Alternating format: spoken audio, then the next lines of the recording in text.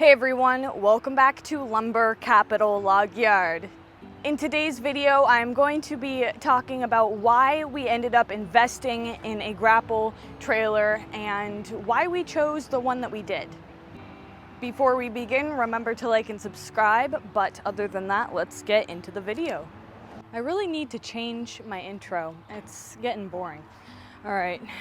We originally had a log truck that we used to move around all of the logs at our log yard, and a few years ago we actually ended up getting rid of it, so we had to have something to move the logs around with. And what we actually determined was that it was much cheaper to buy a log trailer like this and make payments on it than to continue to use our log truck, just because of the pure expense of operating it.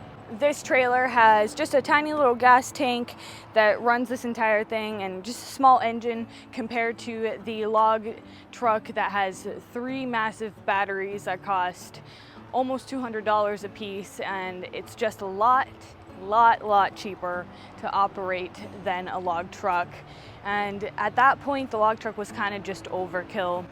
The one thing that I do like about having this as a trailer and using our tractor to move it is that it can fit into much tinier spaces, and it actually attaches with a farmer's hitch, so it's just a pin, which makes it super simple to move around and stuff, because you can jackknife it and really make really sharp turns with it and maneuver in tight spaces, whereas that was not much of an option with a giant log truck.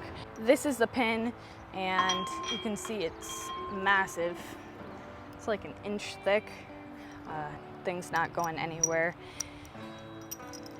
As I'm sure you guys have noticed, this is a metavic loader, and the reason why we chose this loader specifically was that, first of all, it's a reasonable price. I think that it was about $17,000 to $18,000 at the time. Of course, with everything being much more expensive now, I doubt that it stayed the same, but at the time it was a reasonably priced. Pete's Equipment, which is the dealer that we got it from, is just out of Vermont, so they're just north of us, which made it convenient. And this is a Canadian-made machine. I hear that they're good. I'm not going to pretend to know much about it, but I have heard that Canadian equipment is pretty good. And now my hand is all dirty. That's nice. Well, it wouldn't be the first time today. My other one was already pretty dirty. I'm gonna have to wash this off now. They do offer a smaller trailer as well as a larger one, so we kind of got the one that was medium sized. Honestly, we could use a bigger one at this point. We're cutting a lot more 16-footers than we were 3 years ago when we purchased this machine.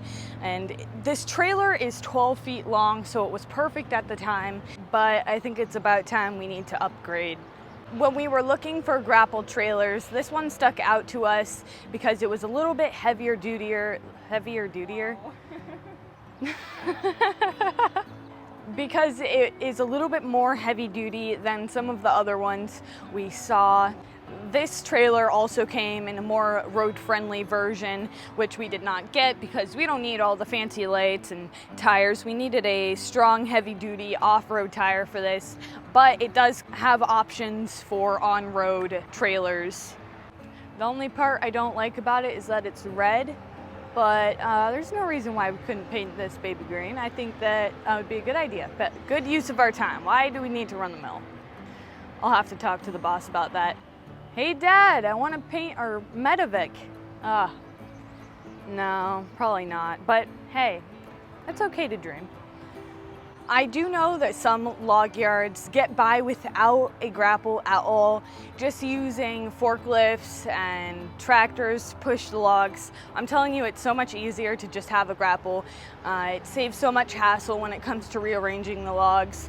And as you get bigger as a business, it becomes necessary, especially when you start having piles and piles and piles of logs that need rearranged. That's just not an easy task without a Grapple. And like I said, we could use a bigger one at this point. Watching my mom move these 16-foot lugs kind of freaked me out. It's perfectly capable of doing it. It just, you can tell that it's kind of on the border of really not being able to. And plus they stick out of the end of the trailer a lot, which again, isn't that big of a deal, but it's just so heavy and you can just see the grapple struggling to pick it up. So it works for now, but eventually we're going to have to upgrade. If you guys would like me to make a video on how to operate the loader, let me know in the comment section down below and I will absolutely make one.